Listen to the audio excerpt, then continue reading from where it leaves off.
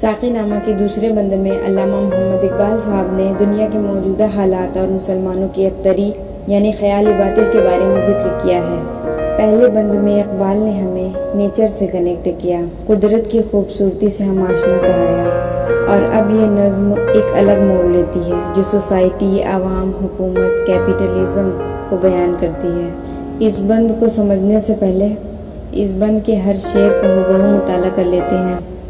زمانے کے انداز بدلے گئے، نیا راگ ہے ساز بدلے گئے، ہوا اس طرح فاشراز فرنگ کہ حیرت میں ہے شیشہ باد فرنگ، پرانی سیاست گری خوار ہے، زمین میر و سلطان سے بیزار ہے، گیا دور سرمایہ داری گیا، تماشا دکھا کر مداری گیا، گرا خواب چینی سنبھلنے لگے، ہمالا کے چشمے ابلنے لگے، دل دور سینہ و فارغ و نیم، تجلی کا پھر منتظر ہے کلیم، مسلمان ہے توحید میں گرم جوش، مگر دل ابھی تک ہے زنار پوش، تمدن تصوف شریعت کلام، بتانے عجم کے پجاری تمام، حقیقت خرافات میں کھو گئی، یہ امت روایات میں کھو گئی، لبھاتا ہے دل کو کلام میں خطیب، مگر عزت شوق سے بے نصیب،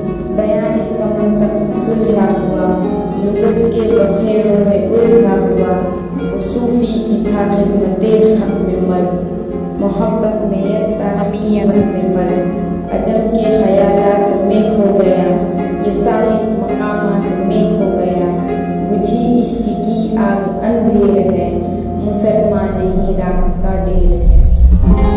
اپنے اس پورے بند میں علامہ اقبال صاحب نے ہمیں سوسائٹی، عوام، حکومت، کیپٹلزم، سرمایہ داری کو ہی نشانہ بنایا ہے۔ یہ ضروری ہو جاتا ہے کہ ہم پہلے سرمایہ داری کو سمجھ لیتے ہیں کہ علامہ اقبال صاحب نے ہمیں کس چیز سے بیدار کرنے کی کوشش کی ہے، کس بارے میں ہمیں علم دینے کی کوشش کی ہے۔ سرمایہ داری کو عام طور پر وہ معاشی نظام کہا جاتا ہے جس میں ذرائع پیداوار کی ذاتی ملکیت ہو۔ یہ بعض اوقات انفرادی ملکیت کے مترادف کے طور پر بھی استعمال ہوتا ہے۔ وسیع پیمانے پر حکومتی نظام کے علاوہ کوئی بھی معاشی نظام جو کہ اس کی ملکیت ہے اسے سرمایہ دارانہ نظام کہا جا سکتا ہے۔ نظم کا پہلا شعر ہے: زمانے کے انداز بدلے گئے، نیا راگ ہے ساز بدلے گئے۔ معنی انداز بدلے گئے ہیں، مختلف قوموں میں نا اتفاقی، جھوٹ، کھسوٹ، دھوکہ دھڑی، جنگ کرنے کے انداز بھی بدلے گئے ہیں، ہر میدان میں دھوکہ دھڑی ہو رہی ہے۔ ہوا اس طرح فاشراز فرنگ کی حیرت میں ہے شیشہ باز فرنگ۔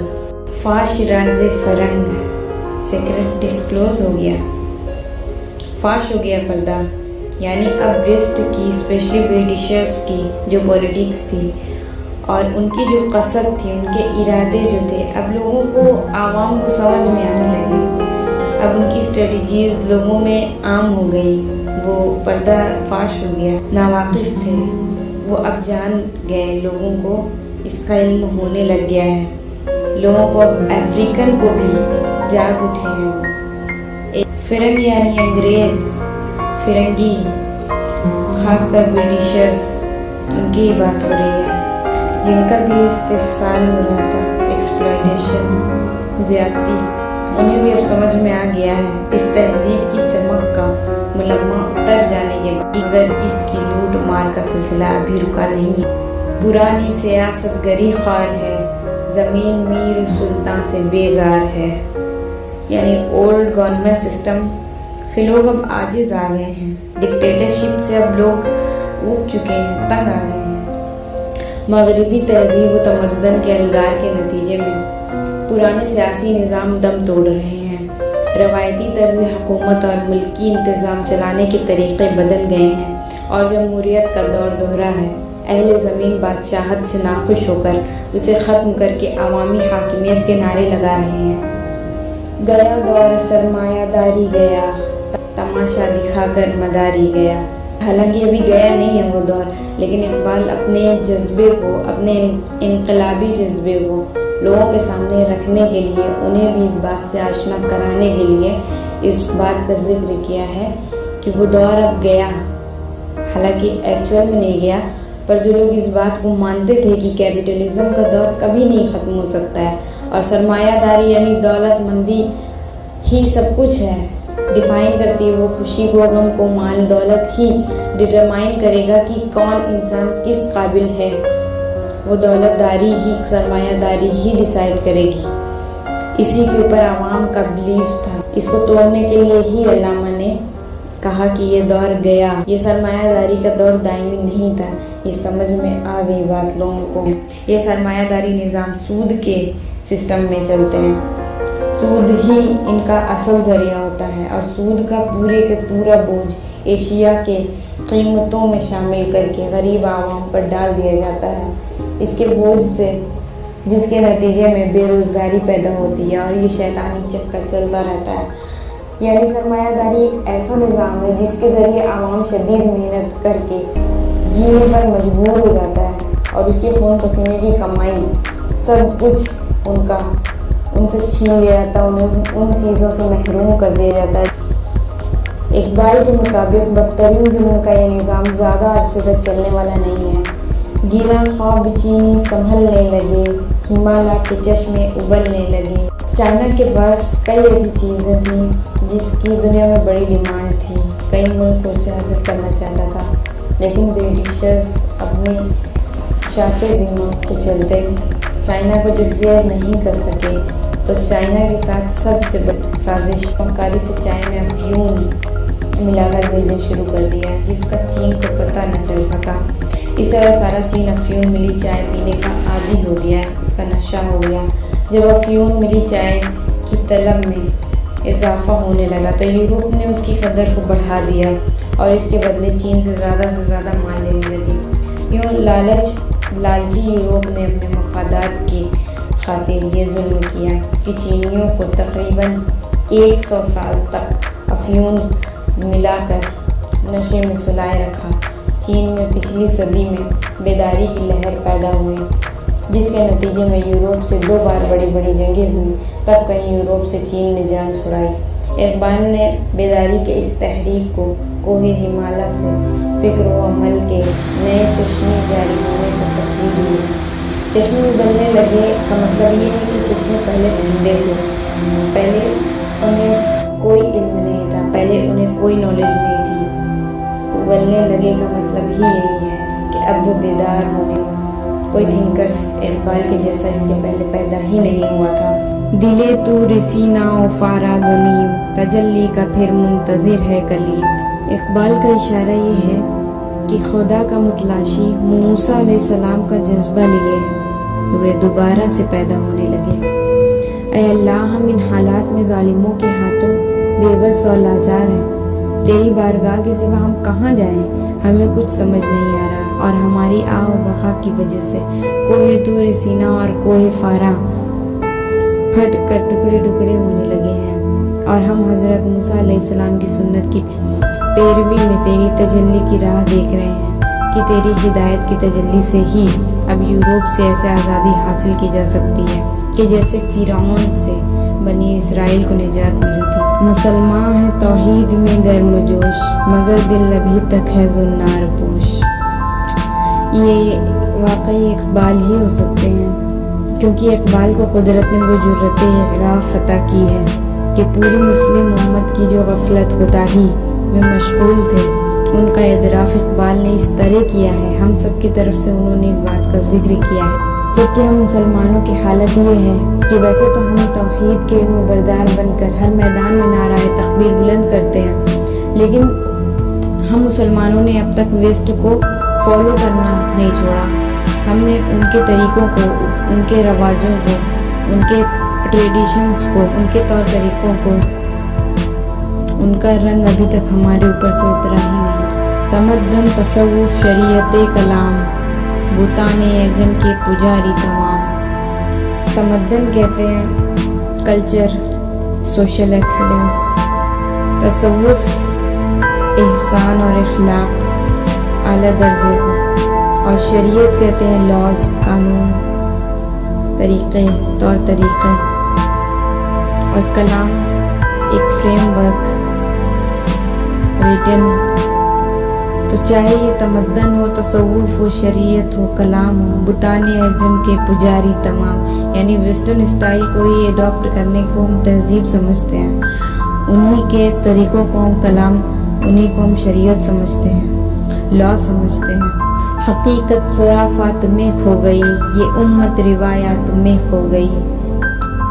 वाह, ज़बरदस्त, बरहक है, ये हकीकत है। वही है लोगों में जो वो गैर ममालिक के लोग हमें दिखाना चाहते हैं। हमारे अंदर वही है जो वो देखना चाहते हैं, और हम भी वही देखते हैं जो वो दिखाना चाहते हैं। ऐ रब, तेरी उम्मत कुरान मजीद की हकीकत की असलियत और रूह बेमानी और फिजूल खुराफात में खो गई है, और कुरान से हिदायत और जज्बा अमल हासिल करने के बजाय उसे सिर्फ हुसूल इहसाल का ज़रिया मगरबी रिवायात के भंवर में गुम हो गई है। तहकीक हक़ से दूर सुनी सुनाई बातों और रस्मों रिवाजों पर मुश्तमिल हो गई है। लुभाता है दिल को कलाम ख़तीब, मगर इज़्ज़त शौक़ से बेनसीब। ख़तीब यानी खुतबा देने वाला। ख़तीब के खुतबे सुनने में तो अच्छे लगते हैं, मगर वो असर क्यों नहीं करते?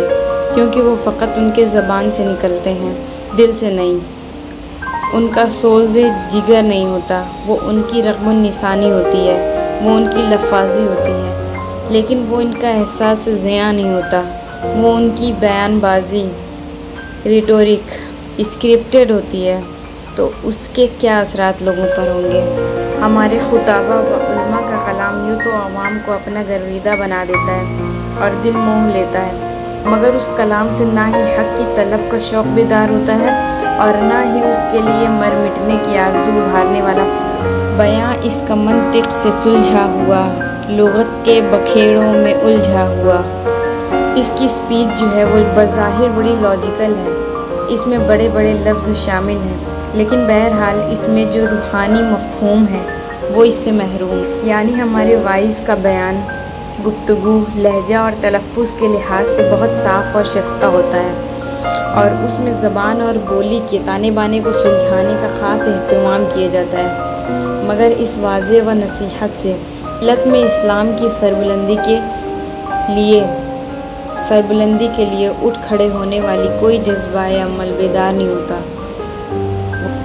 वो सूफ़ी की था खिदमत हक़ में मर्द, मोहब्बत में यकता, हमीयत में फ़र्द। इस मुसलमान की तरफ इशारा है जो मोहब्बत की, खिदमत की, कायनात की बरतरी की, हाईएस्ट पॉसिबिलिटी की, एक्सीलेंस की हाईएस्ट पॉसिबिलिटी में कामयाब हुआ था। और अब वो इंसान मौजूदा हाल है ही नहीं, वो एग्जिस्ट ही नहीं करता है। जो मोहब्बत का दर्स देने में बेमिसाल बेनज़ीर मशहूर थे और गैरत व हमीयत का आलम बंद करते थे, उनका हाल ये है, अजम के ख़यालात में खो गया, ये सालिक मकामात में खो गया। अजम से मुराद है एक ऐसा नज़रिया, एक ऐसा वर्ल्ड व्यू जो आपका नज़रिया नहीं है। एक्चुअली खामखा मुतासिर होने लग गए हैं, वेस्ट से इम्प्रेस्ड हैं, उनकी चीज़ों से मुतासिर होकर उन्हें फॉलो कर रहे हैं। सालिक मकामात में खो गया का मतलब है कि उसने इस दुनिया को अपनी डेस्टिनेशन समझ के ज़िंदगी गुजारनी शुरू कर दी। अजम के ख़यालात में खो गया, वेस्ट का नज़रिया यही है, ये दुनिया ही सब कुछ है, इसी में जीना है, इसी में मर जाना है, उसके बाद कोई भी हिसाब किताब नहीं रह जाएगा। और जब हम अजम का ख़याल अपनाएंगे तो ये बज़ाहिर मकामात में ही खो जाएंगे, ये तो ज़ाहिर है। वो भी अरबी अंदाज़ फ़िक्र को छोड़कर अजम के गैर अरब हिंदी और यूनानी अफ़कार को अपना चुके हैं। अब ये सिर्फ़ रातों के राहिब बनकर अपनी खानक़ाहों में गद्दी नशी हो गए हैं, जबकि दिन के शाह सवारी और जोश जिहाद इनके मैदान अमल से खारिज हो गए हैं। ये सालिक जो कभी तेरे शौक़ की राह के मुसाफिर थे, अब मकाम नशी होकर रह गए हैं और मुरातिब मदारिज के चक्करों में पड़ गए हैं। बुझी इश्क की आग अंधेर है, मुसलमान नहीं राख का ढेर है। الغرض کہ ہم مسلمانوں کے دلوں سے تیرے محبت کی جوش کا شعلہ بجھ چکا ہے، نتیجتاً یہ امت ہدایت کی روشنی سے محروم ہو گئی ہے۔ اب یہ راکھ کے ڈھیر کے سوا اور کچھ بھی نہیں ہے، جس میں عشق کی کوئی چنگاری بھی موجود نہیں، اور میری امت تاریخی کی سیاہ اور گھٹا ٹوک اندھیروں میں بھٹک رہی ہے۔ اس نظم کے اگلے بند میں اقبال صاحب نے اللہ تعالیٰ سے گڑ گڑا کر امت کے لیے دعائیں کی ہیں۔ مزید ایسے اشعار اور تشریح کے لیے لائک اور سبسکرائب کریں۔